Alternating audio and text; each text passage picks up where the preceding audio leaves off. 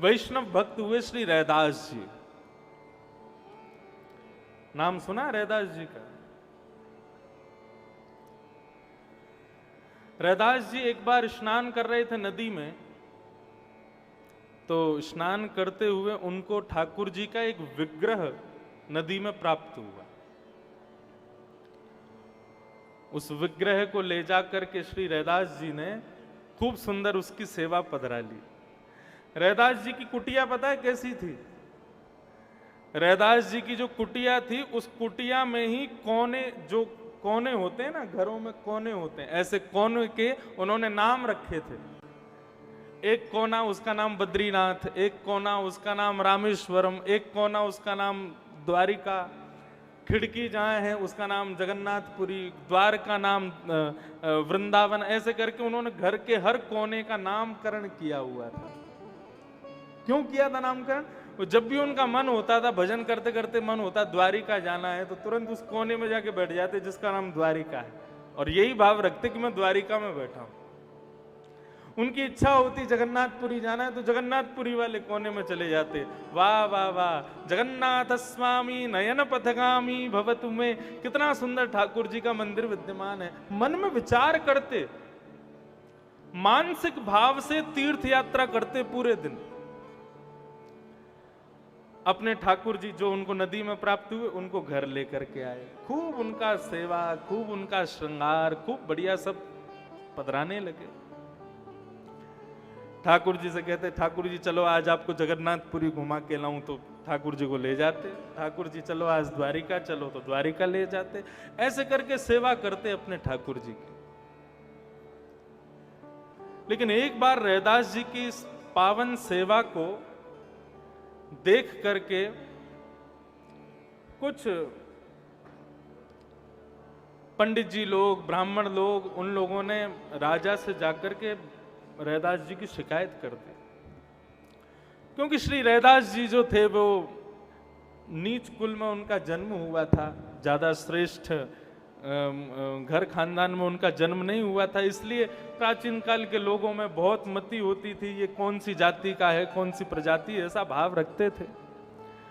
तो सबने जाकर राजा से कहा कि राजन, ये रैदास जी जो हैं, ये नीचे कुल में इनका जन्म हुआ और ये ठाकुर जी की सेवा करते हैं, इनका अधिकार नहीं है। ये अधिकार तो हम ब्राह्मणों का है, हम पंडितों का है। ठाकुर जी हमको प्राप्त होने चाहिए। भैरवी, चाहे जैसा भी हो, मुझे लगता है ठीक है।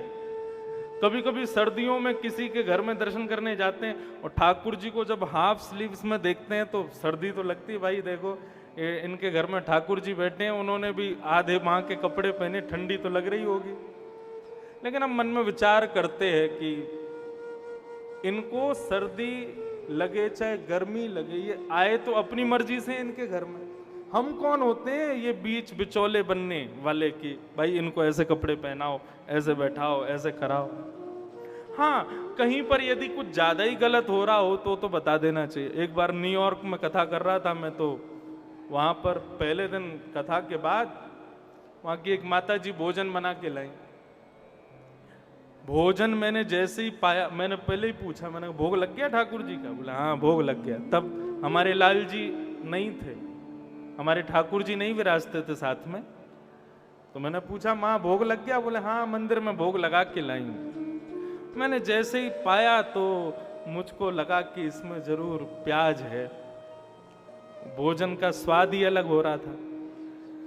हमने मैया से बोला, मैंने माँ एक बात बताओ, इसमें प्याज है ना? बोले हाँ इसमें प्याज तो है। मैंने कहा आपने प्याज की वस्तु का भोग लगा दिया ठाकुर जी का? बोले आज से लगा रही हूं, मैं तो 25 साल से लगा रही हूं, ठाकुर जी तो रोज पाते हैं बढ़िया प्रेम से। हमने कहा माँ देखो एक बात आपको बताऊं, मुझे ना भिंडी की सब्जी पसंद नहीं। कोई अपने घर बुलाता है तो मैं पहले ही बोल देता हूं भिंडी मत बनाना, बाकी कुछ भी बनाना सब पाऊंगा। और यदि गलती से उस व्यक्ति ने भिंडी बना दी तो फिर क्या होगा? मैं रूखी रोटी खा लूंगा लेकिन भिंडी नहीं खाऊंगा। मैंने कहा ऐसे ही माँ, आप यदि प्याज और ये लहसुन आदि इन सबको भोग में बनाओगी ना, ठाकुर जी आपकी श्रद्धानुसार रोटी रूखी खा लेंगे लेकिन सब्जी नहीं खाएंगे। अब ठाकुर जी रूखी रोटी खाएं, आपको अच्छा लगेगा? और नहीं, हमको कभी नहीं लगा। मैंने तो फिर कल से बंद करो, क्योंकि ठाकुर जी को ये सब्जी प्रिय नहीं है। अब जैसे देश जैसा वेश, उनको उसी रूप में समझाना पड़ता है। तब से वो मैया ने फिर प्याज लहसुन का भोग लगाना बंद किया। हाँ, इतना नियम तो हम बता सकते हैं, लेकिन ठाकुर जी कैसे बैठाने, कैसे सुलाने, कैसे करने, वो आपके ठाकुर जी, आपको जैसा रुचि लगे वैसा करो, हम नहीं बताएंगे और ना बताना चाहिए। जहां थोड़ी अमर्यादा हो वहां मर्यादा बता दो, लेकिन ज्यादा कुछ मत कहो। रैदास जी ने राजा से कहा कि मेरे ठाकुर जी हैं, और ठाकुर जी यदि किसी के घर में आते हैं तो वो उसके सदस्य की तरह होते हैं, उसके परिवार की तरह होते हैं, वो जाति पाति नहीं देखते हैं। आप मुझसे मेरे ठाकुर जी दूर क्यों कर रहे हो? ब्राह्मण सब चिल्लाने लगे, बोले अरे रैदास, तुम जानते नहीं हो, तुम्हारा अधिकार नहीं है, तुम्हारी जाति के लोगों का अधिकार नहीं ठाकुर जी के स्पर्श का। रैदास ने राजा से कहा, तो राजन बताइए क्या करना है? बोले कल एक काम करते हैं, आप अपने ठाकुर जी को लेकर के आओ, बीच में सिंहासन पर ठाकुर जी बैठ जाएंगे, एक तरफ ये ब्राह्मण लोग बैठ जाएंगे, एक तरफ आप बैठ जाना, और दोनों ठाकुर जी को अपने पास बुलाना। जिसकी गोद में ठाकुर जी जाके बैठ गए, ठाकुर जी उसी के। ठीक है। दूसरे दिन सिंहासन लगाया गया, एक पर ठाकुर जी विराजमान हो गए। एक तरफ ब्राह्मण देवता बैठ गए, एक तरफ रैदास जी बैठ गए। ब्राह्मणों ने पहले ठाकुर जी को पुकारना शुरू किया, श्री सूक्त का गान किया, पुरुष सूक्त का गान किया, उच्च स्वर में वेदों के मंत्र गाने लगे, ठाकुर जी का आवाहन करने लगे। लेकिन ठाकुर जी ने अपना स्थान छोड़ा नहीं, हिले ही नहीं वहां से, मूर्ति के रूप में विद्यमान थे। ब्राह्मणों ने खूब प्रयास किया, ठाकुर जी उनके पास नहीं गए। तब राजा ने कहा, रैदास जी अब आप बुलाओ ठाकुर जी को। रैदास जी के नेत्र सजल हो गए, ठाकुर जी के चरणों में प्रणाम किया, और प्रणाम करके थोड़ी दूरी बना करके बैठ गए। अपनी गोद में ही एक आसन बिछा दिया और ठाकुर जी को इशारा करने लगे, बोले प्रभु आओ, आकर के गोद में विराज जाओ। और तब श्री रैदास जी ने एक पद गाया। क्या गा रहे हैं?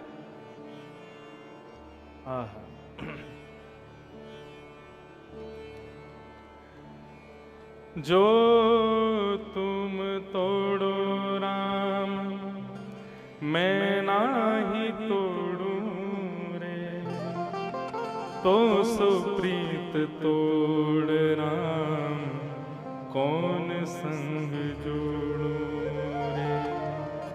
जो तुम तोड़ो राम, मैं नाही तोड़ू रे, तो सुप्रीत तोड़ राम, कौन संग जोड़ो रे। जो राम मैं नहीं तोड़ू रे, कौन संग जोड़ो। हाँ, जो तुम तोड़ो राम, मैं नाही तोड़ू रे, तो सुप्रीत तोड़ राम, कौन संग जोड़ू रे। जो तुम तोड़ो राम, मैं नाही तोड़ू रे, तो सुप्रीत तोड़ राम, कौन संग जोड़ू रे।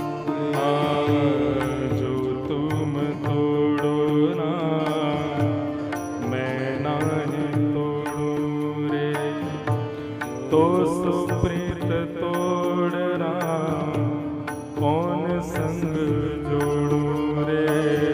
तो सुप्रीत तोड़ रैदास जी गा रहे हैं कि हे रघुनाथ जी, आप भले ही मुझसे संबंध तोड़ दो, आप भले ही मुझसे प्रीति तोड़ दो, लेकिन मेरे तो केवल आप हो। मैं आपसे प्रीति तोड़ करके किससे जोड़ूंगा? मुझ जैसे हजारों हैं आपके लिए, लेकिन मेरे तो बस केवल आप हो। मेरे जैसे हजारों लाखों भक्त हैं, आपके सुंदर सुंदर मनोरथ करेंगे, सुंदर सुंदर उत्सव करेंगे, सुंदर सुंदर सेवा का भाव रखेंगे, लेकिन ये रैदास उसके तो अकेले केवल आप हो प्रभु। मैं किसके पास जाऊंगा यदि आप छोड़ के चले गए तो?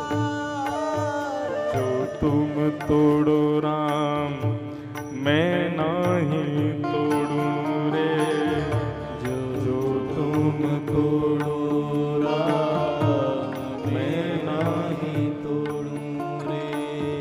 तो सो प्रीत तोड़ना कौन संग जोड़ूं रे, तो सो प्रीत तोड़ना कौन संग जोड़ूं रे, जो तुम तोड़ो राम मैं नहीं तोड़ूं रे,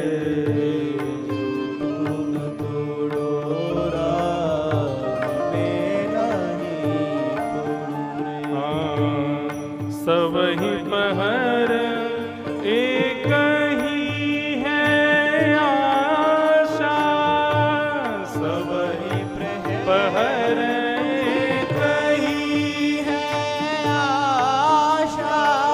पूरे दिन सुबह उठने से रात्रि शयन तक हे ठाकुर जी मैं केवल आपकी ही आशा करता हूँ।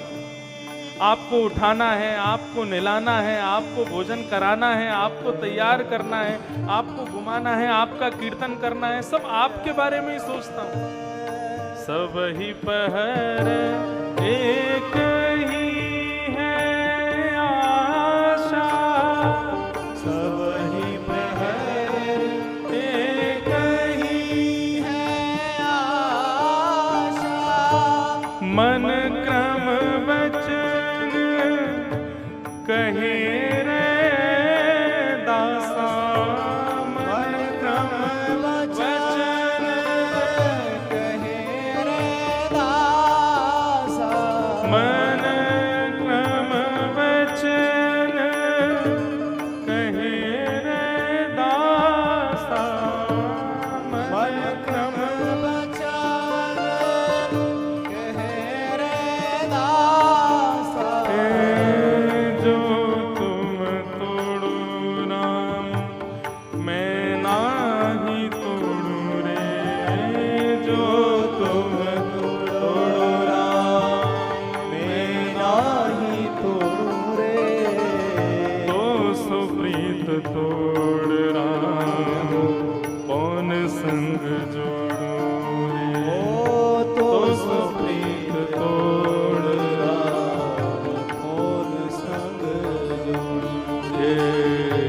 जो तुम तोड़ो राम मैं नहीं तोड़ूं रे, जो तुम तोड़ो राम मैं नाही तोड़ूं। सब ही पहर एक ही है आशा, मन क्रम वचन कहे रे दासा। हे राम जी मेरे तो केवल आप हो। आठों प्रहर पूरे दिन केवल आपकी ही सेवा ही मेरा धर्म है। आपके अलावा तो मेरा कुछ भी नहीं है। मेरे जैसे हजारों लाखों मिल जाएंगे आपको, लेकिन मेरे लिए तो आप केवल अकेले हो प्रभु। जो तुम तोड़ो राम मैं नाही तोड़ूं रे, तो सो प्रीत तोड़ राम कौन संग जोड़ूं रे। जब रैदास जी ने श्री मीराबाई को अपने ठाकुर जी प्रदान किए तब मीराबाई ने भी ये पद गाया, जो तुम तोड़ो श्याम मैं नाही तोड़ूं रे, तो सो प्रीत तोड़ कवर संग जोड़ूं रे। लेकिन पहले ये पद श्री रैदास जी ने गाया और रैदास जी इस पद का गान कर रहे थे, जो तुम तोड़ो राम मैं ना ही तोड़ू रे। नेत्रों से अश्रु प्रवाह हो रहा था। सब लोग बैठे थे, राजा देख रहा है, ब्राह्मण बैठ करके देख रहे हैं। तभी देखते ही देखते क्या होता है, सामने सिंहासन से ठाकुर जी की प्रतिमा उतर करके चल करके आती और आकर के श्री रैदास जी की गोद में आकर के रैदास जी से लिपट जाती है। रैदास जी का आलिंगन, जैसे एक छोटा बालक अपनी मां से लिपट जाता है, वैसे ठाकुर जी जाकर के रैदास जी से लिपट गए। और तब ये बात सिद्ध हो गई कि जिसके घर के ठाकुर जी हैं वो उसी के घर के हैं, उसकी इच्छा से आए हैं, उसके यहां प्रसन्न रहने के लिए आए हैं, इसलिए उनको उससे कोई दूर कर नहीं सकता। इसलिए बंधुओं, आज से अपनी दृष्टि बदल देना। ये घर के मंदिर में बैठे हुए ठाकुर जी को केवल ठाकुर जी मत मानना। ये साक्षात हमारे कोई प्रियतम हैं, हमारे कोई बालक हैं, हमारे कोई सखा हैं, हमारे कोई इष्ट हैं। उनके प्रति भगवान का भाव मत रखो। भक्ति के पथ पर चलने वालों को एक चीज का ध्यान रखना है कि ठाकुर जी भले ही भगवान हैं, लेकिन उनके प्रति ज्यादा भगवान का भाव रखो मत। क्योंकि भगवान को भगवान मानोगे तो एक दूरी हमेशा बनी रहेगी। उनको कोई अपना मानो, उनसे कोई संबंध बना लो। ठाकुर जी से संबंध बन जाएगा तो फिर ठाकुर जी से जो दूरी है वो सारी दूरियां दूर हो जाएंगी, एक समीपता आ जाएगी। भगवान का पहला स्वरूप है सत्य और दूसरा स्वरूप है चैतन्य। ठाकुर जी चैतन्य। आप अपने ठाकुर जी की सेवा करते हैं, उस समय यही भाव रखो, जैसे पति को तेज नमक तेज मिर्च लग सकती है, बेटे को ऐसा स्वाद चाहिए, वैसे ही ठाकुर जी का भी कोई ना कोई स्वाद होगा, उस स्वाद को विशेष प्रधानता दो। थाली जब सजाओ ना भोग की, तो उसमें माखन मिश्री जरूर रखो। और माखन मिश्री वाली जो कटोरी है, थाली ठाकुर जी के सामने रखते समय उसको सबसे आगे रखो। ठाकुर जी पहले वो खाएंगे, उसके बाद कुछ नमकीन खाएंगे, फिर कुछ मीठा खाएंगे, फिर कुछ नमकीन खाएंगे। इस तरीके से थाली सजाओ ठाकुर जी की। सेवा में अपनत्व कब आता है? जब ठाकुर जी से कोई संबंध हो जाता है। ठाकुर जी से यदि कोई संबंध नहीं है ना, तो आप सेवा में कभी अपनत्वता, सेवा करोगे। जैसे आजकल माताएं क्या करती हैं, छोटे छोटे बच्चों को ध्यान रखने के लिए आया को रखती हैं। बड़े घरों में एक आया रहती है। बोले आया क्या है? बोले ये एक प्रकार से बच्चे की दूसरी मां समझ लो। बच्चा कब सोएगा, कब उठेगा, कब क्या खिलाना है, सब वो वही करती है, आया ही करती है। लेकिन आप कितनी भी महंगी दक्षिणा देकर के आया रख लेना, कितने भी महंगे पैसे देकर के आया रख लेना, जितना प्रेम उस पुत्र को, उसको जन्म देने वाली मां कर सकती है, वो आया कभी नहीं करेगी। ठीक वैसे ही बंधुओं, ये आया वाली सेवा मत करो ठाकुर जी की। एक मातृभाव से, एक मित्र भाव से, एक प्रेम भाव से ठाकुर जी की सेवा करो। हम लोगों की सेवा अभी कैसी है? आया वाली सेवा है। ठाकुर जी को उठा दिया, घंटी घुमा दी, उसके बाद ठाकुर जी के आगे चना चनौरी रख दिए, एक अगरबत्ती जला दी, और मंदिर में एसी नहीं लगा, कूलर नहीं लगा, कोई नहीं, पंखा में ही बैठे हैं ठाकुर जी, उसी में ही गुजर बसर करें अपना। सामने चना चनौरी रखे हैं, मिष्ठान रख देते हैं, उसमें चींटी लग जाती हैं, वही ठाकुर जी पा रहे हैं। ऐसा नहीं। ठाकुर जी की सेवा में अपनत्वता तभी प्रकट होगी जब ठाकुर जी के प्रति कोई संबंध होगा। ठाकुर जी से कोई संबंध बनाओ। तो ठाकुर जी का पहला स्वरूप सत्य, दूसरा स्वरूप चैतन्य, और ठाकुर जी का तीसरा स्वरूप है आनंद। जैसे ही आपने ठाकुर जी को अपना माना, नहीं कि ठाकुर जी आनंद देने लगेंगे, फिर सुख देने लगेंगे। इस संसार में हर वस्तु आपको सुख दे सकती है, आनंद कोई नहीं दे सकता। सुख में और आनंद में बहुत बड़ा डिफरेंस है। सुख किसे कहते हैं? संसार की कोई व्यवस्था, उसको सुख कहते हैं। आप सोफे पर बैठे हो, क्या लग रहा है? बोले सुख मिल रहा है, पंखा चल रहा है, कूलर चल रहा है, बढ़िया सुगंधी आ रही है, बढ़िया बंशी बज रही है, मधुर मधुर संगीत चल रहा है, सुख मिल रहा है। लेकिन यदि कथा शांत हो जाए ना, बंशी बजती रहे, कूलर चलते रहे, सोफे पे बैठे रहोगे, आधे घंटे बाद बोरियत होने लगेगी। क्यों? जो जो वस्तु आपको सुख दे रही है वही आपको फिर धीरे धीरे कष्ट देने लगेंगी। आपका मन उच्चाटित होने लगेगा, फिर मन कर कहीं बाहर जाएं, कहीं और जाएं, कहीं और जाकर के बैठें। क्यों? क्योंकि संसार की प्रत्येक वस्तु केवल सुख देती है, आपके मन को थोड़ी देर खुश रख सकती है, लेकिन लाइफ टाइम एंजॉयमेंट वो नहीं दे सकता आपको। ये जो आनंद है, ये आनंद कहां प्राप्त होगा? ठाकुर जी की कथा में प्राप्त होगा, ठाकुर जी के दर्शन में प्राप्त होगा, ठाकुर जी की लीला श्रवण में प्राप्त होगा। ये आनंद प्राप्त कराएगा। आज तो पहला दिन है, आप लोग थोड़ा मुझे जान रहे हो, मैं थोड़ा आपको जान रहा हूं। कल परसों से आपको पता भी नहीं चलेगा 4 घंटे कब हो गए। आप ऐसा कहोगे महाराज जी 1 आध घंटे थोड़ी और बढ़ा दो कथा, पता ही नहीं चलता 4 घंटे कब हो जाते। ठीक वैसे ही बंधुओं, ठाकुर जी की कथा, ठाकुर जी का स्वरूप, ठाकुर जी की लीला, ठाकुर जी का प्रसाद, ठाकुर जी की हर वस्तु सुख नहीं देती, वो आनंद देती है। जब हम स्कूल में पढ़ते थे तो फिजिक्स में एक डेंसिटी बताई जाती थी कि जैसे एक लड्डू खाओ, एक लड्डू यदि देखो तो उसको खाने की इच्छा प्रकट होती है, उसको देख करके मन करता है इसको कैसे भी खा लें, हमारी जीभ में पानी आने लगता है, हमारी आंखें बार बार उसको देखने लगती हैं, बुद्धि विचार करने लगती है अरे इसका स्वाद कितना अच्छा होगा। लेकिन जैसे ही आप उस लड्डू को पाते हो, खाते हो, तो जिस जिस वस्तु आपके दिमाग ने जो सोचा, आंखों ने जो सोचा, जीव ने जो सोचा, मन ने जो विचार किया, वो वस्तु वो लोग लेने लगते हैं उस लड्डू में से। तो क्या होता है, अगला लड्डू जब आप खाने जाते हो तो पहले से थोड़ा कम स्वाद आता है, तीसरा लड्डू जब खाने जाते हो तो दूसरे से भी कम स्वाद आता है, चौथा लड्डू खाने जाओगे तो बिल्कुल ही कम स्वाद आएगा, पांचवा लड्डू जब सामने रखा जाएगा तो देखने की इच्छा भी नहीं होगी। क्यों? आपका जो अंग प्रत्यंग है वो धीरे धीरे धीरे धीरे ऊब जाता है उस वस्तु से। संसार की हर वस्तु ऐसी है, उसकी एक लिमिटेशन होती है। रात में लेट जाते हैं बिस्तर पे, इंस्टाग्राम चल रहा है, फेसबुक चल रहा है, व्हाट्सएप चल रहा है, रील्स देखते जा रहे हैं, क्या चल रहा है दुनिया में सब देखते जाते हो। इधर करवट बदल के देखेंगे, उधर करवट बदल के देखेंगे, उल्टे होके देखेंगे, सीधे होके देखेंगे।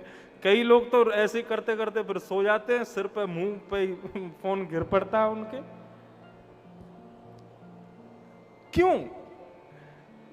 हम सब जगह सुख खोज रहे हैं, लेकिन ये संसार की जितनी भी वस्तुएं ना, इनकी एक लिमिट होती है, ये उससे ज्यादा सुख आपको नहीं दे सकते। मुझ पर भगवान कृपा कर दें, मैं आप सब इंदौर वासियों को लेकर के चलूं कहां? दुबई, और दुबई के सबसे बढ़िया होटल में ले जाकर के आप सबको 5 स्टार होटल में एक एक रूम दे दूं, जाओ जाकर के रहो। आप लोग सब रूम्स में एंटर कर गए, अब बढ़िया रूम है, बढ़िया मखमल गद्दे लगे हुए हैं, शॉवर बहुत बढ़िया है, व्यू भी बहुत अच्छा है, बहुत सारी उसमें फैसिलिटीज हैं, सब कुछ है। आप अंदर कमरे में जाके बड़े प्रसन्न हो गए, मुझको बड़ा साधुवाद कहने लगे, इंद्रेश जी बड़े अच्छे, देखो हमको दुबई लेके आए, कितने बढ़िया होटल में हमको रुकवाया। लेकिन 2-4 घंटे उस कमरे में रहने के बाद आपका मन हुआ अब चलो थोड़ा बाहर जाया जाए। जैसे ही आपने गेट खोला तो गेट लॉक हो गया। क्यों? बोले इंद्रेश जी लॉक करके चले गए।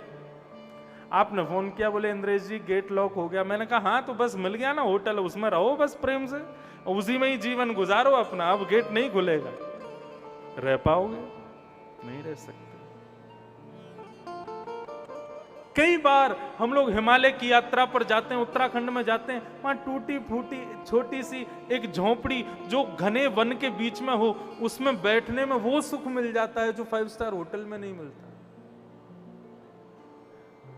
हमारा मन बड़ा चंचल है, इसका सुख कहाँ बैठा है कोई नहीं जानता। मॉल में जाते हैं, दुनिया भर की दुकानों में घूम लेते हैं, जीन्स पसंद नहीं आती। सूट देखने के लिए माताएं जाएंगी, इतने सारे सूट निकलवा लेंगी, लेकिन आंख जिसको खोज रही है वो मिलता नहीं है, क्योंकि सब संसारी वस्तु हैं। लेकिन बंधुओं, ठाकुर जी की कथा, ठाकुर जी का दर्शन, ठाकुर जी से मिलित कोई भी वस्तु यदि एक बार आपको सुहा गई ना, वो सुख नहीं देगी, वो फिर आनंद प्रदान करेगी, और वो आनंद कभी नष्ट नहीं होगा, कभी समाप्त नहीं होगा। वहां पर फिजिक्स खत्म हो जाती है, उसकी डेंसिटी नष्ट हो जाती है, फिर वो कभी आपका आप जितना उसको भोगोगे, जैसे कहते हैं ना, पानी पीने से प्यास कम होने लगती है, लेकिन ऐसा कभी सुना आप जितना पानी पी रहे हो उतनी प्यास बढ़ रही है? पानी पीने से प्यास कम हो जाए तो समझो सुख है, पानी पीने से प्यास और बढ़े तो समझो वही आनंद है।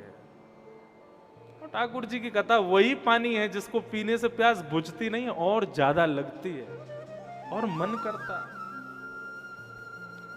ये ठाकुर जी का तीसरा स्वरूप है, आनंद। कहीं भी देख लो इनको, यहां पे इतने सारे फोटोज लो, कहीं देख लो, इनको देखते ही एक आनंद जैसी अनुभूति होती है।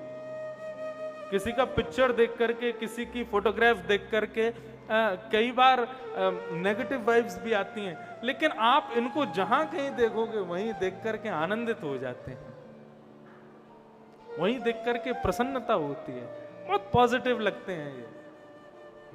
क्यों? क्योंकि इनका स्वरूप ही है आनंद। नंद घर कृष्ण भयो, यशोदा घर लाला भयो, कोई नहीं गाता नंद घर आनंद भयो, जय कन्हैया लाल। ये आनंद है। तो ये भगवान के तीन रूप हैं, सत्य, चैतन्य और आनंद। ये तीन रूप है। भगवान के तीन कर्म हैं, विश्वोत्पत्त्यादि हेतवे, विश्व की उत्पत्ति करना, विश्व का पालन करना और विश्व का संहार करना, ये तीन भगवान के काम हैं। तापत्रय विनाशाय श्री कृष्णाय वयम् नुमः। तीन प्रकार के तापों को जो दूर कर देते हैं। अब देखो, एक मेरी बात सुनिएगा बहुत ध्यान से। भगवान कभी भी कष्टों को, दुखों को दूर नहीं करते। आप यदि ऐसा विचार करो कि भगवान की शरण में जाने से, भगवान के सन्मुख बैठने से हमारे जीवन में फिर कभी कोई आपत्ति नहीं आएगी, विपत्ति नहीं आएगी, कष्ट नहीं आएंगे, दुख नहीं आएंगे, ऐसा कभी नहीं हो सकता। दुख तो आपको भोगना ही पड़ेगा, कष्ट तो जीवन में आएगा ही आएगा। बस इतना होगा, ठाकुर जी की सन्निधि में बैठने से उस दुख से जूझना कैसे है वो आपको पता चल जाएगा, उस दुख से लड़ना कैसे है, उस संकट से डट के सामना करना कैसे है, वो आपको प्राप्त हो जाएगा। मतलब ट्यूशन टीचर पढ़ाएगा तो उससे आप क्लास में फर्स्ट आ जाओगे ऐसा जरूरी नहीं है, लेकिन हाँ, ट्यूशन टीचर के पढ़ाने से क्लास में फर्स्ट आया कैसे जाए ये जरूर पता चल जाएगा। ठीक वैसे ही भगवान हैं, उनकी शरण में जाने से आपके कष्ट दूर हो जाएंगे, दूर नहीं होंगे, कष्ट तो आएंगे, लेकिन उन कष्टों से लड़ा कैसे जाए, उनका सामना किया कैसे जाए, ये पता चल जाएगा। और पता ना भी चले तो आप अपने आप ही ऐसा कुछ कर बैठोगे कि वो अपने आप दुख समाप्त हो जाएगा। ठाकुर जी ऐसी कृपा करते हैं। खेल यहीं तो बिगड़ता है, हमारे सामने दुख आ जाता है और हम सोच विचार में पड़ जाते हैं, अब हमको क्या करना चाहिए। कई लोग सोचते रहते हैं, कई उस दुख से भाग जाते हैं, लेकिन हमको करना क्या है, डट के सामना करना है, लड़ना है, उससे आगे निकलना है। वो कैसे प्राप्त होगा? ठाकुर जी की सन्निधि से प्राप्त हो जाएगा। मीराबाई के जीवन में कम कष्ट नहीं थे, लेकिन मीराबाई अपने समस्त कष्टों को ऐसे पार करती चली गई जैसे कोई गाय के खुर का गड्ढा। क्यों? क्योंकि ठाकुर जी थे उसके साथ।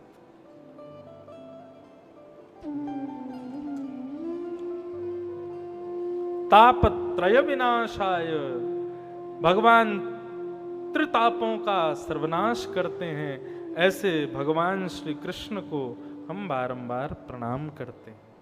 ये भागवत के महात्म का प्रथम श्लोक था। बंधुओं, कथा कुछ इस प्रकार प्रारंभ होती है। 88,000 सौनकादि ऋषि नैमिषारण्य में बैठ करके यज्ञ कर रहे थे मानव कल्याण के लिए। लेकिन तभी उनको पता चला कि शायद यज्ञ से हम मानव का कल्याण नहीं कर पाएंगे। क्या करना चाहिए? तभी वहां पर परम विद्वान श्री सूत जी का आगमन हुआ। और जैसे ही विद्वान को देखा तो विद्वान को देखते ही सब लोगों ने उनके चरण पकड़ लिए और उनसे प्रश्न करना शुरू किया। देखो, विद्वान के साथ में तर्क नहीं होना चाहिए, विद्वान के सन्मुख जिज्ञासा होनी चाहिए। कई लोग हमसे कथा सुनते हैं, हम कथा करके जैसे नीचे उतरेंगे तो वो हमारी परीक्षा लेते हैं, हम देखें तो सही इनको कितनी नॉलेज है। फिर आके वो पूछेंगे, अच्छा सुदामा जी के मम्मी पापा का नाम क्या था, राम जी की दादी का नाम क्या था। ये प्रश्न नहीं है, ये तर्क है, ये डिबेट है आपकी, ये कुतर्की है। और कुतर्की व्यक्ति ना, याद रखिएगा, कभी ज्ञान अर्जित नहीं कर पाएगा।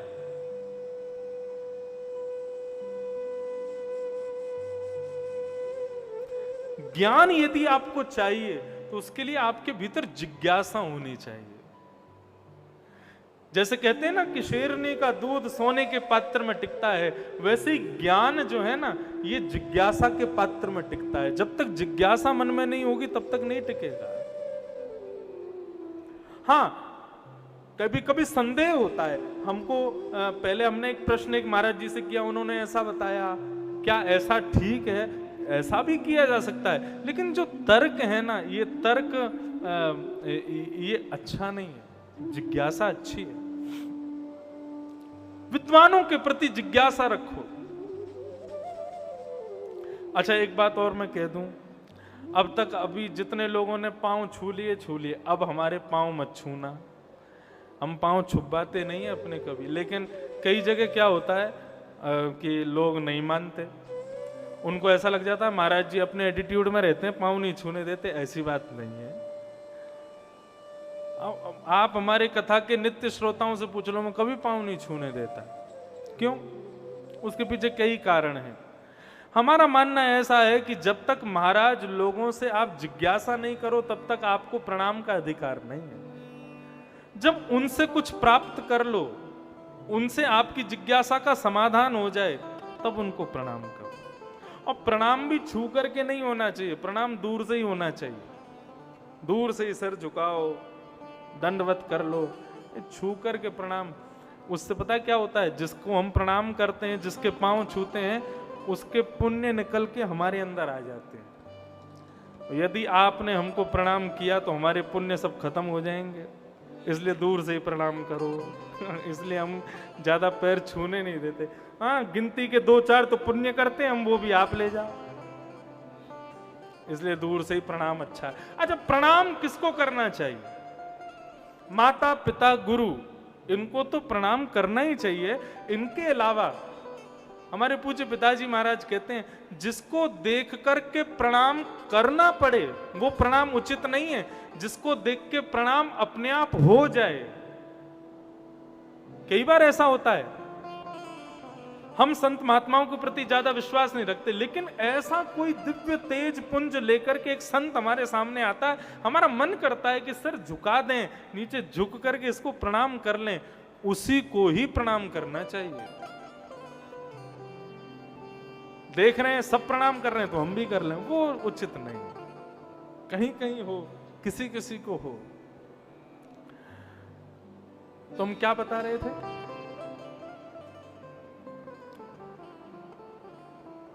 हाँ, जिज्ञासा। जिज्ञासा करो विद्वानों के प्रति। यज्ञ कर रहे थे 88,000 सौनकादि ऋषि। उन्होंने अपना यज्ञ छोड़ा और सूत जी के पास जाकर के कहा कि महाराज, हजारों वर्षों का यज्ञ कर रहे हैं हम, हमारा मन अशांत है अभी भी, आप हमारे मन की अशांति को दूर करो। क्या जिज्ञासा कर रहे हैं? तब उन्होंने जिज्ञासा करते हुए कहा, श्रेयसाम यद् भवेत् श्रेय पावनानां च पावनम् कृष्ण प्राप्ति कर्म सस्वत् साधनम् तद्वदाधुना। क्या जिज्ञासा है? बोले प्रभु,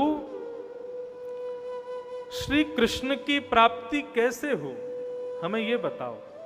और केवल इतना मत बताना, श्रेष्ठ से श्रेष्ठ उपाय बताना, और सुनो कम समय में बताना, क्योंकि कलयुग में लोगों के पास ज्यादा समय नहीं है। इसलिए कम समय में श्रेष्ठ से श्रेष्ठ भगवत प्राप्ति कैसे हो, हमको ये बताओ। ये प्रश्न किया। सूत जी महाराज इसका उत्तर देते हुए कहते हैं, कालव्याल मुखग्रास त्रास निर्णास हेतवे श्रीमद् भागवतम शास्त्रम कलौ कीरेण भाषितम्। हे सौनकादि ऋषियों, आप लोगों ने प्रश्न किया भगवान की प्राप्ति का श्रेष्ठ से श्रेष्ठ उपाय बताओ। श्रीमद् भागवतम शास्त्रम कलौ कीरेण भाषितम्। हे मानवों, संसार में समय जो है ना, वो एक काल रूपी व्याल है। व्याल कहते हैं सर्प को। समय जो है ये सर्प के समान है, और हम सब उस समय रूपी सर्प के मुख के ग्रास बन के बैठे। वो कभी भी हमारा अंत कर सकता है। मैं अभी कथा सुना रहा हूं, कल सुना पाऊंगा, मेरे पास कोई गारंटी नहीं है। आप आज सुन रहे हो, कल सुन पाओगे, कोई गारंटी नहीं है। कभी भी अंत हो सकता है, क्योंकि हम सब काल रूपी व्याल के मुख में बैठे हैं। इसलिए हमारा अंत कभी भी हो सकता है। हमारे पूज्य गुरुदेव एक बात कहते हैं, धन कमाते हुए और विद्या कमाते हुए सदा ये विचार करना चाहिए कि अभी तो मेरा जीवन बहुत लंबा है,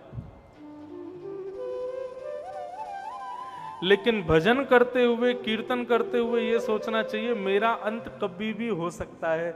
जितना हो सके इस क्षण को भी भजन में ही व्यतीत कर दूं। हमारा क्षण कभी भी अंत हो सकता है। इसलिए श्रीमद् भागवत रूपी शास्त्र की शरण में चले जाओ। इनकी शरण में जाने से तुमको, तुम्हारे हृदय का भय, काल का भय नष्ट हो जाएगा, तुमको कृष्ण की प्राप्ति हो जाएगी। भागवत की शरण में जाओ।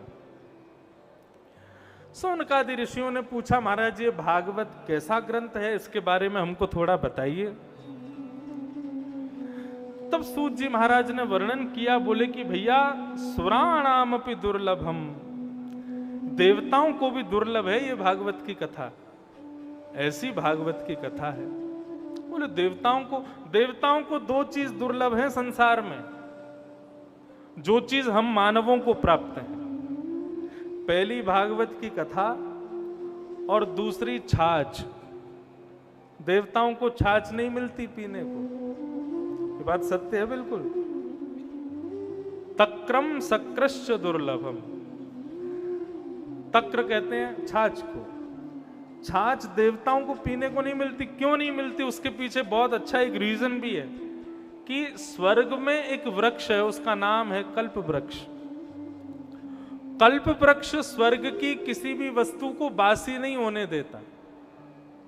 वहां पर दूध भी कभी बासा नहीं होता, रोटी भी कभी बासी नहीं होती, सब्जी भी कभी बासी नहीं होती। इसलिए देवताओं की दाढ़ी मूछ भी कभी नहीं आती, वहां वृद्धावस्था भी नहीं होती। इसलिए वहां पर दूध कभी बासा होता नहीं, दूध कभी खट्टा होता नहीं, इसलिए छाछ कभी बनती नहीं, देवताओं को पीने को मिलती नहीं। इसलिए आज्ञा की गई है शास्त्रों में, तक्रम सक्रश्च दुर्लभम। देवताओं को छाछ नहीं मिलती पीने को, और भागवत की कथा भी नहीं मिलती सुनने को। क्यों नहीं मिलती भागवत की कथा? क्योंकि देवता सब बहुत व्यस्त हैं अपने कार्यों में। सूर्य को पूरे दिन संसार को रोशनी प्रदान करनी है, चंद्रमा को शीतलता प्रदान करनी है, वायु को वायु देनी है, वरुण को जल प्रदान करना है। सब व्यस्त हैं, इनके पास एक क्षण का भी अवकाश नहीं है जो ये कथा सुन सकें।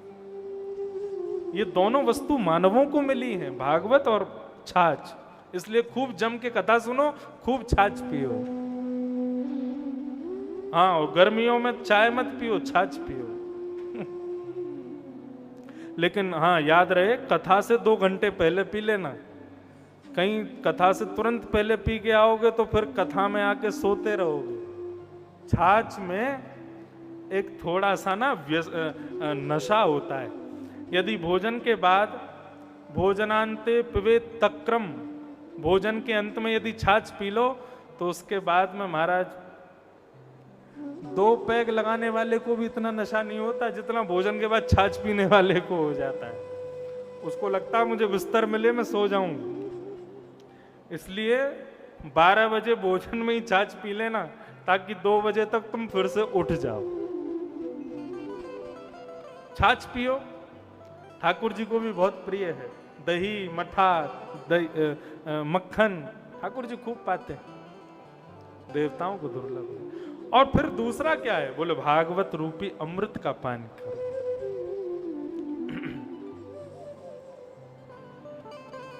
तो ऐसी श्रीमद् भागवत की कथा है, ये देवताओं को भी दुर्लभ है। प्रश्न हुआ, महाराज ये भागवत की कथा किसने किसको सुनाई सबसे पहले? बोले सबसे पहले ये भागवत की कथा सनक सनंदन सनातन सनत कुमार, भगवान के प्रथम अवतार हैं ये।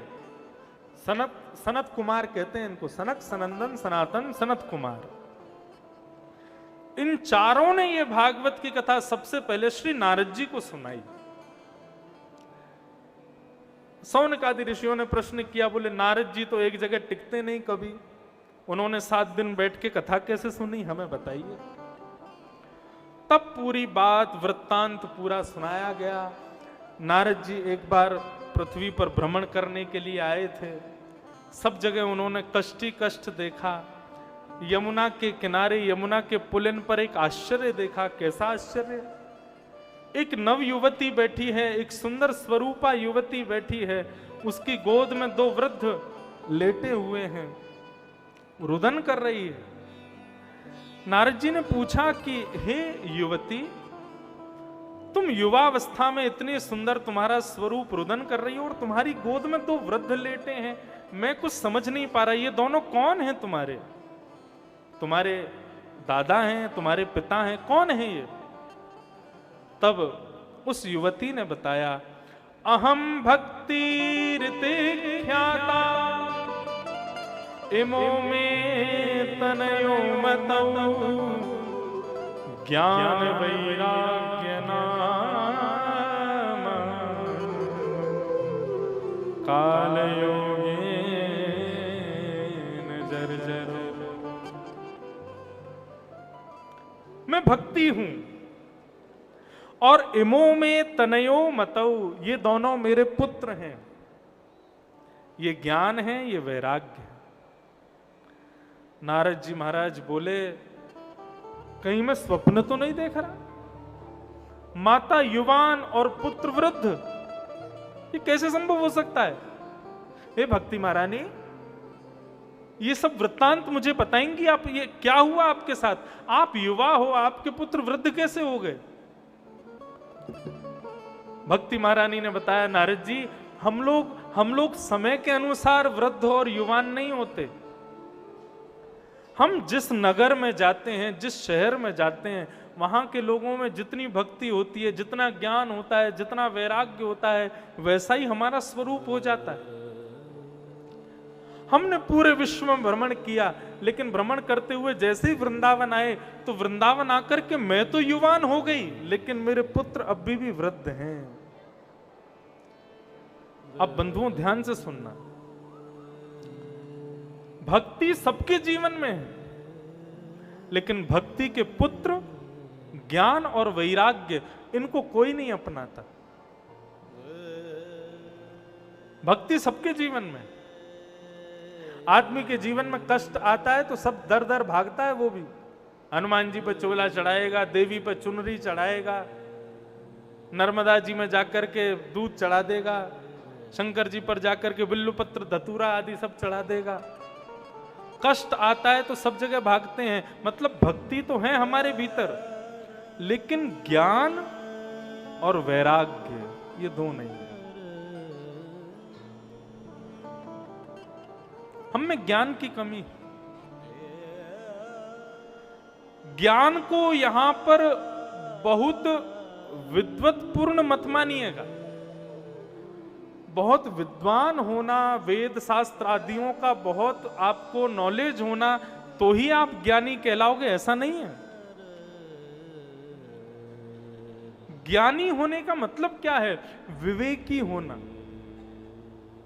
विवेक समझते हैं किसे कहते हैं?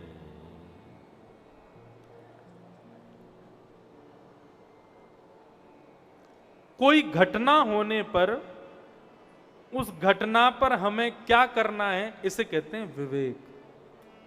आप लोग फ्लाइट में सफर करते हो तो उसमें जो श्रीमती जी जो माइक पे बोलती हैं, क्या बोलती हैं? दुर्घटना की संभावना जब होगी तो आप सब लोगों के ऊपर से अपने आप ऑक्सीजन मास्क नीचे लटक जाएंगे। लेकिन वो अगली बात क्या कहती हैं? दूसरे की सहायता करने से पहले अपना नकाब जरूर लगा लें।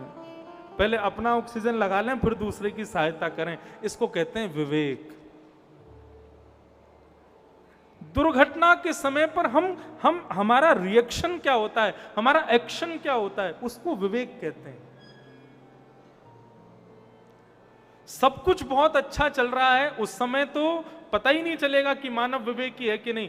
जब उसकी प्रतिकूल परिस्थिति आती है ना, प्रतिकूल परिस्थिति में वो क्या एक्शन लेता है, उससे उसके विवेक का पता चलता है।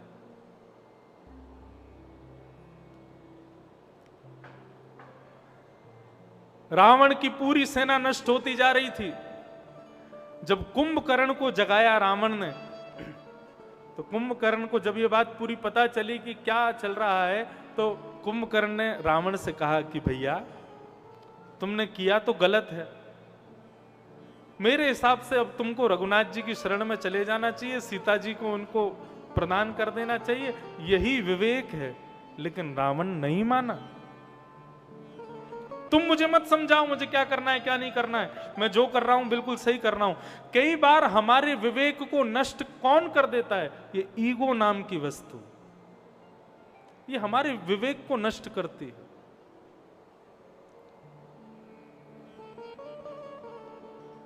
वैष्णव भक्तों में, कथा सुनने वालों में कभी ईगो नहीं हो सकता।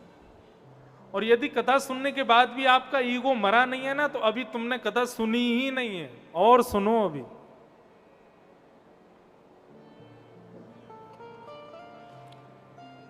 बुद्ध भगवान को जाकर के कोई गालियां देने लगा, बुद्ध भगवान बैठे बैठे सुनने लगे। क्यों गाली दे रहा था? उसके घर का एक बालक, एक ही पुत्र था, बुद्ध भगवान के पद चिन्हों पर चल करके वो भी संत हो गया। तो इस बात से नाराज होकर के वो आकर बुद्ध भगवान को गाली देने लगा, तुमने हमारा घर बर्बाद कर दिया, एक ही बेटा था घर चलाने वाला, उसको भी साधु बना दिया, और तुम तो सब पाखंडी हो, तुम्हारा सब नौटंकी है, सब ये है, ऐसा ऐसा करके बुद्ध भगवान को सुनाने लगा। बुद्ध भगवान सुनते रहे। जैसे ही वो व्यक्ति शांत हुआ तो बुद्ध भगवान ने हाथ जोड़ के उसको प्रणाम किया और कहा, प्रभु मुझे क्षमा कर दो। बोले क्षमा क्यों मांग रहे हो? बोले मैं इसलिए क्षमा मांग रहा हूं, आपने कितना कुछ कह दिया, मतलब कितना कुछ दे दिया मुझे, लेकिन मेरे पास आपको देने के लिए कुछ भी नहीं है, मैं आपको कुछ दे ही नहीं सकता। क्योंकि शास्त्राज्ञा कहते हैं कि यदि आपको किसी ने कोई वस्तु दी तो उसी के समान वस्तु उसको वापस करो। बुद्ध भगवान बोले, आपने जो मुझको दिया वैसा मैं आपको कुछ दे ही नहीं सकता, इसलिए मैं आपसे क्षमा मांगता हूं भगवान। इसको कहते हैं विवेक,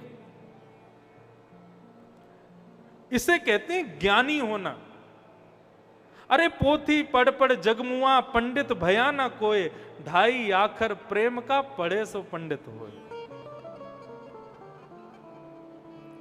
बहुत अध्ययन कर लेना, बहुत शास्त्र और पुराणों का गहन चिंतन कर लेना आपको ज्ञानी बना देगा, ऐसा नहीं है। ज्ञानी तो बन जाओगे लेकिन विवेकी नहीं बन पाओगे। विवेकी कब बनते हैं हम? जब हम सत्संग करते हैं। संतों का सत्संग किसे कहते हैं? ध्यान से सुनिएगा, सत्संग किसे कहते हैं? सत धन संग इज इक्वल टू सत्संग। अब सत किसे कहते हैं? भगवत संबंधी हर वस्तु को सत कहा जाता है। आप श्री नाथद्वारा का प्रसाद पा रहे हो और आपके बगल में बैठा हुआ कोई व्यक्ति आपके इंदौर की रतलामी सेव खा रहा है। यहाँ पे सेव बहुत अच्छी मिलते हैं ना, इंदौर की नमकीन बड़ी प्रसिद्ध है। नमकीन हो गए, चाट हो गए, यहाँ के सराफा रात में 9 बजे के बाद कुछ वहाँ पे लगता है, ऐसा मैंने बहुत सुना है, मैंने देखा कभी नहीं है। लोग बोलते हैं, बोले महाराज इंदौर में रात में 9 बजे के बाद पूरी इंदौर इकट्ठी होती है वहाँ पे चाट खाने के लिए। चाट खाना साधारण भोजन के समान हो सकता है, लेकिन श्री नाथ द्वारा श्री जी बाबा का प्रसाद यदि आप पा रहे हो ना, तो प्रसाद पाना भी सत्संग है।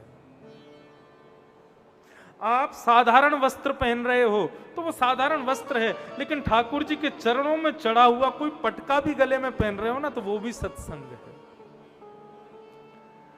आप साधारण कलरों से अपना श्रृंगार कर रहे हो तो वो श्रृंगार है, लेकिन ठाकुर जी के चरणों में चढ़े हुए चंदन को अपने माथे से लगा रहे हो तो वो भी सत्संग है। परफ्यूम लगा रहे हो खुद को सुगंधित करने के लिए, वो परफ्यूम है, लेकिन ठाकुर जी के चरणों में चढ़ा हुआ इत्र यदि लगा रहे हो ना, तो वो भी सत्संग है। सत्संग केवल किसी को बहुत देर तक बैठ के सुनना ही सत्संग नहीं है, ये सब सत्संग है। सत यानी कि भगवान का, संग यानी जो संग करे वही सत्संग है। ये सब सत्संग के स्वरूप हैं। सज्जनानाम संग इति सत्संग, सद्ग्रंथानाम संग इति सत्संग, सद्पुरुषानाम संग इति सत्संग, ये सब सत्संग के स्वरूप हैं। ये सत्संग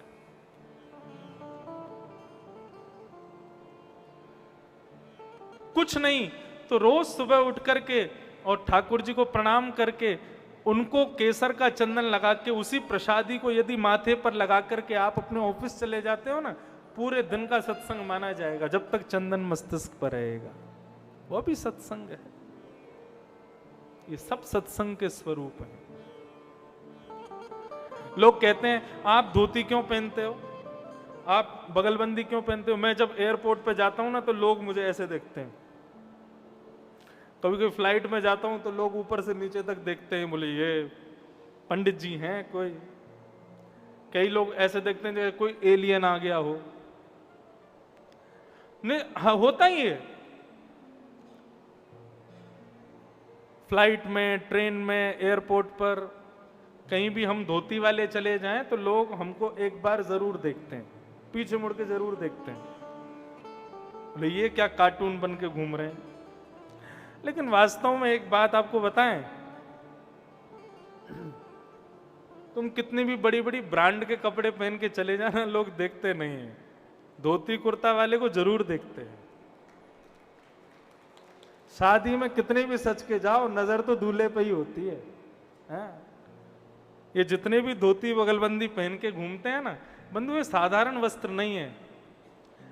ठाकुर जी का दर्शन करने के लिए कोई जीन्स पहन के जाए, कोई बढ़िया बढ़िया कपड़े पहन करके जाए, ठाकुर जी ठीक है अपनी मुद्रा में खड़े रहते हैं, लेकिन जैसे कोई धोती बगलबंदी वाला आता है ना, तो ठाकुर जी भी आंख खोल के देखते हैं, हाँ कोई मेरा आया है, कोई अपना आया है, उसको देखते हैं।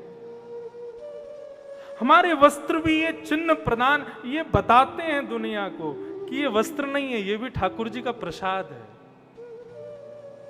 हम कुछ नहीं भी करेंगे, यदि धोती पहने हुए हैं और यदि हमारे प्राण निकल जाएंगे ना, तो भी हमको वैकुंठ जाने से कोई नहीं रोकेगा। क्यों? कुछ नहीं था इसके पास, क्योंकि तन पर केवल वस्त्र वो था जो ठाकुर जी की सेवा में होते, उस मात्र से कल्याण हो जाएगा। इसलिए बंधुओं, ये सब सत्संग है, इसको जीवन में अपनाओ। तिलक लगाने में संकोच मत करो, शिखा चोटी रखने में कभी संकोच मत करो, गले में कंठी माला पहनने से कभी संकोच मत करो। आजकल के यंगस्टर्स नहीं समझ पाते हैं इनकी महत्ता, इनकी विशेषताएं, इनके प्रभाव। ऐसा नहीं है कि वो जानना नहीं चाहते, वो जानना चाहते हैं लेकिन बताने वाला नहीं है। कमी तो यही है, क्योंकि जो माता पिता हैं वो ही नहीं जानते तो बच्चों को क्या बताएंगे। आज के युवान की एक बात कहूं, या तो वो सत्संग में आएगा नहीं, और यदि एक बार उसको सत्संग का चस्का लग गया ना, आज का युवान व्यसन की तरह पकड़ता है वस्तु को। यदि उसने सत्संग को एक बार पकड़ लिया, वो छोड़ेगा नहीं जीवन भर। इसलिए बंधुओं, सत्संग करो, सत्संग ही जीवन का तो यही ज्ञान है। हमें कैसे रहना है, कैसे बोलना है, कैसे चलना है, क्या खाना है, क्या छोड़ना है, किससे मिलना, किससे नहीं मिलना, ये सब कुछ ये ज्ञान का स्वरूप है। केवल बहुत नॉलेज होना ज्ञान नहीं होता है, विवेकी होना ज्ञान है। ये भक्ति का पहला बेटा है, ज्ञान। और भक्ति के दूसरे पुत्र का नाम है वैराग्य। वैराग्य का नाम सुनते ही लोग अपना सिर खुजाने लगते हैं, आंखें बंद कर लेते हैं, इधर उधर देखने लगते हैं। क्यों? बोले हमारे मतलब की चीज ही नहीं है, हमें जो करना ही नहीं है उसके बारे में हम सुने क्यों? अरे वैराग्य का मतलब क्या होता है? वैराग्य का मतलब किसी वस्तु का त्याग, किसी को छोड़ देना। और एक बात आपको कहूं, गीता में भगवान कहते हैं मानव को जीवन में शांति यदि चाहिए ना, मानव को सुख नहीं चाहिए। भगवान स्पष्ट गीता में कहते हैं मानव गलत सोच में बैठा है कि उसको सुख चाहिए। नहीं, उसको सुख नहीं चाहिए। बहुत ज्यादा सुख भी कभी कभी कष्ट देने लगता है। हमको सुख नहीं चाहिए, तो हमें क्या चाहिए? हमें शांति चाहिए। और वो शांति कैसे मिलेगी? भगवान अर्जुन से कहते हैं त्यागात शांति अनंतरम।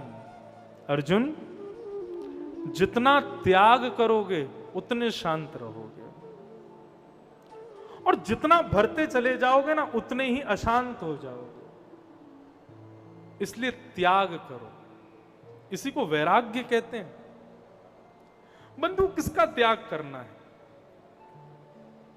संबंधों का त्याग, घर का त्याग, पत्नी का त्याग, बच्चों का त्याग, पति का त्याग, गाड़ी का त्याग, व्यापार का त्याग नहीं। इन सब में से किसी का त्याग मत करो। त्याग करना है तो बुरी आदतों का त्याग करो, बस। बुरी संगति का त्याग करो। हम सब जानते हैं हम कैसे हैं, हमारे मन में क्या चल रहा है, हमारी बुद्धि में क्या चल रहा है, हमारे आचार विचारों में क्या चल रहा है। उन आचार विचारों को, उन बुद्धि के उन भावों को, इन सब का त्याग करना है, बस, और कुछ नहीं करना। यही है ज्ञान और वैराग्य। केवल ये दो जीवन में आ जाएं।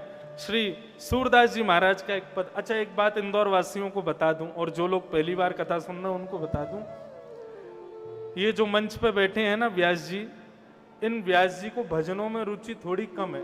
गाता हूं मैं, लेकिन कम गाता हूं। हमको ना पद गाने में ज्यादा आनंद आता है, और आपको सुनने में आनंद आएगा। श्री सूरदास जी कह रहे हैं, तजिए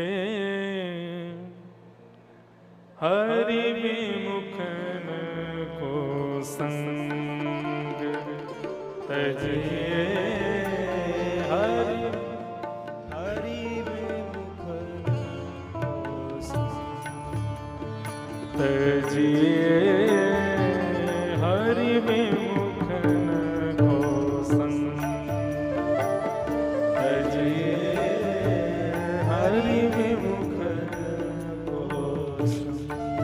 क्या कह रहे हैं सूरदास जी? जीवन में यदि त्याग करना है, जीवन में यदि किसी को छोड़ना है, तो किसको छोड़ो?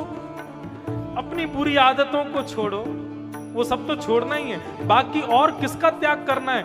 बोले जो ठाकुर जी से आपको दूर कराता हो उसको छोड़ो। ध्यान से सुनिएगा। भगवान से दूर कराने वाला यदि फोन है ना, फोन को छोड़ दो। कथा में बैठे हो और कथा में बैठे बैठे इच्छा हो रही है कि एक बार देख लें इंस्टाग्राम पे किसी ने बढ़िया रील बनाई हो, तो इसी को ही छोड़ना है। कथा के बीच में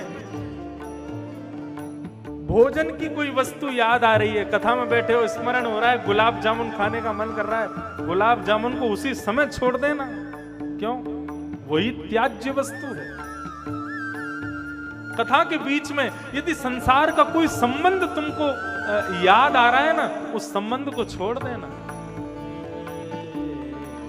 जो हरि से विमुख करावे उसको तुरंत छोड़ दो, उसका तुरंत त्याग कर दो। और एक बात कहूं, कितना भी बड़ा संबंध हो, यदि हरि से दूर कराने वाला है, आप उसका त्याग कर दोगे तो उसके त्याग में कोई पाप नहीं लगेगा। शिव ने त्याग किया अपनी पत्नी सती का, क्यों? भगवत मिलन में बाधा बन रही थी। प्रहलाद ने त्याग किया अपने पिता हिरण्यकश्यप का, क्यों? भगवत मिलन में बाधा बन रहे थे। विभीषण ने त्याग किया अपने भाई रावण का, क्योंकि भगवत मिलन में बाधक बन रहा था। सबने छोड़ा जो भगवान से मिलने में बाधक बने। मीराबाई ने त्याग किया अपने राजकुल का, अपने राजवंश का, क्यों? भगवत मिलन में बाधक था। इसलिए बंधुओं, भगवान से मिलने में जो बाधक बने उसको तुरंत छोड़ देना। श्री सूरदास जी गा रहे हैं, आप भी गाओ साथ में। तजिए हरि विमुखन को संग, तजिए हरि विमुखन को संग। तजोरे मन हरि विमुखन को संग, तजोरे मन हरि विमुखन को संग।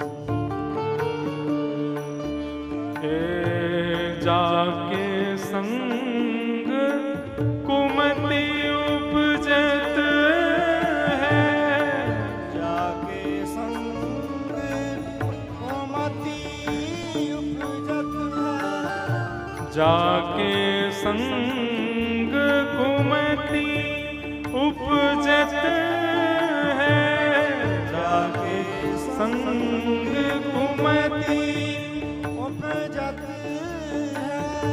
पड़त भजन में भंग हो, पड़त भजन में भंग, पड़त भजन में भंग, पड़त भजन में भंग। तजोरे मन हरि विमुखन को संग, तजोरे हरि विमुखन को संग। तजो मन हरि विमुखन को संग, तजो मन हरि विमुखन को। श्री राधा रमण लाल की।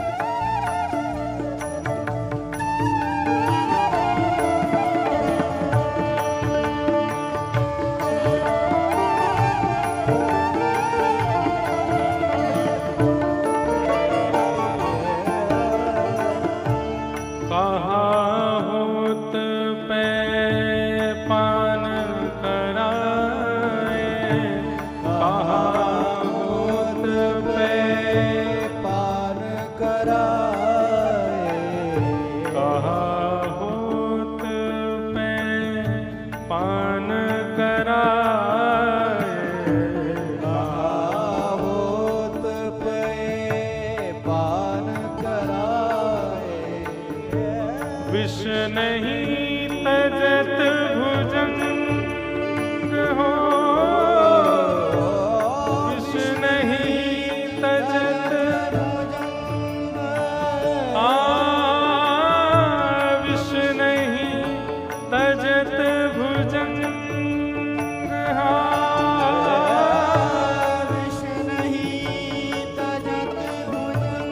कितना भी दूध पिलाओ सर्प को, कितना भी दूध पिला देना, लेकिन वो अपनी जिह्वा से विष छोड़ना बंद नहीं करेगा।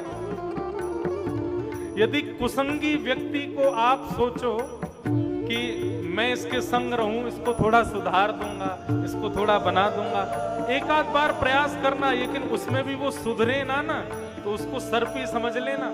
इसको कितना भी सुधार लो, सुधरेगा नहीं। प्रयास सबको करना चाहिए, एक बार करो, 2 बार करो, 3 बार करो, लेकिन 3 बार के प्रयास में भी यदि कोई सुधर नहीं रहा है ना, भगवान के भरोसे छोड़ो, उसका त्याग करो फिर। क्यों? क्योंकि वो तो सुधरेगा नहीं, तुमको और बिगाड़ देगा। कहा होत पे पान कराए विष नहीं त्यजत भुजंग। कितना भी दूध पिलाओ सर्प को कि भाई ये दूध पिएगा तो इसकी जीभ में थोड़ा जहर कम हो जाएगा, कभी नहीं होगा, वो बढ़ता ही रहेगा। सूरदास काली कामर पे, सूरदास काली कामर पे, सूरदास काली कामर पे, सूरदास काली कामर पे, चढ़े न दूजो रंग, ओ चढ़े न दूजो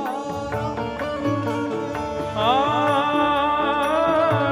चढ़े न दूजो रंग, ओ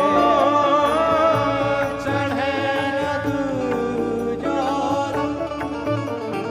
तजोरे मन हरि विमुखन को संग, हरि को हे तजोरे मन हरि विमुखन को संग, हरि को हे तजोरे मन हरि विमुखन को संग,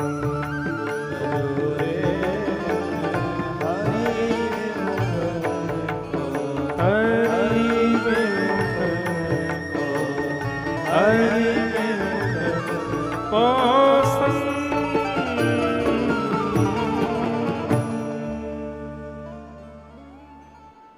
तजोरे मन हरि विमुखन को संग। तो ये भक्ति के 2 पुत्र हैं, ज्ञान और वैराग्य।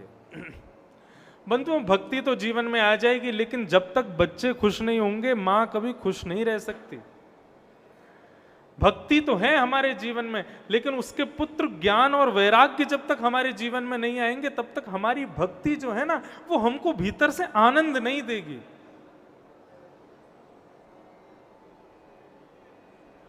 सुबह सुबह ऑफिस जाते हैं लोग, जय हनुमान ज्ञान गुण सागर जगह बस तुम लोग जाकर राम राम अंजन पुत्र पवन सुत नाम महावीर विक्रम मंदिर को तुम्हारे समय ऐसे हनुमान चालीसा करते हैं। भक्ति तो है लेकिन ज्ञान नहीं है, भक्ति तो है लेकिन विवेक नहीं है, भक्ति तो है लेकिन वैराग्य नहीं है। कैसा? मंदिर में दर्शन करते रहेंगे, जय हो हनुमंत लाल, जय हो ओमकारेश्वर भगवान, जय हो महाकालेश्वर भगवान। ए नजर रखियो चप्पल नहीं ले जाए कोई, सही जगह उतारी थी ना, एक उधर उतार एक उधर उतार। क्यों? सामने खड़े हैं ओमकारेश्वर भगवान के, लेकिन मन कहां है? चप्पलों में लगा है। त्याग करना सीखो। त्यागात शांति अनंतरम, त्याग में शांति है। अभी धीरे धीरे आगे बढ़ेंगे और भी त्याग बताऊंगा मैं। एक होता है देहाभिमान की शून्यता भक्ति में, एक होता है देह के अभिमान से शून्य हो जाना। अभी मुझे एसी की जरूरत है, कूलर की जरूरत है, पंखे की जरूरत है, इसका मतलब क्या है? हमारा देह अभी अभिमानी है, वो कह रहा है मैं कथा नहीं सुनूंगा। कब तक नहीं सुनूंगा? जब तक मेरे लिए अच्छा कूलर नहीं लगवाओगे, पंखा नहीं लगवाओगे, एसी की हवा नहीं आएगी, तब तक कथा नहीं सुनूंगा। मेरा किसी ने पंखा एसी कूलर बंद कर दिया तो मैं कथा नहीं सुनूंगा, बार बार नजर जाएगी, अरे कोई कूलर चलाओ, अरे भाई गर्मी लग रही है। इसको कहते हैं देहाभिमान। लेकिन एक दिन ऐसा आएगा कि आप उस देहाभिमान से शून्य हो जाओगे। मतलब कथा चल रही है, टप टप पसीना बह रहा है, किसी ने पंखा कूलर सब बंद कर दिए, लेकिन आपको भान नहीं रहेगा, ऐसी स्थिति आ जाएगी। आज कथा में 4 घंटे एक आसन पर बैठने में दिक्कत हो रही है, लेकिन एक दिन ऐसा आएगा आप एक आसन पर बैठ करके पूरी कथा सुन लोगे, आपके घुटनों में दर्द नहीं होगा। उस समय समझना अब आ गई हमारे भीतर क्या, देहाभिमान की शून्यता। कल मैं भक्ति के 10 लक्षण आपको बताऊंगा, 10 सीढ़ियां। जब तक वो 10 लक्षण हमारे भीतर नहीं आवे तब तक अपने आप को भक्तिवान मत मानना।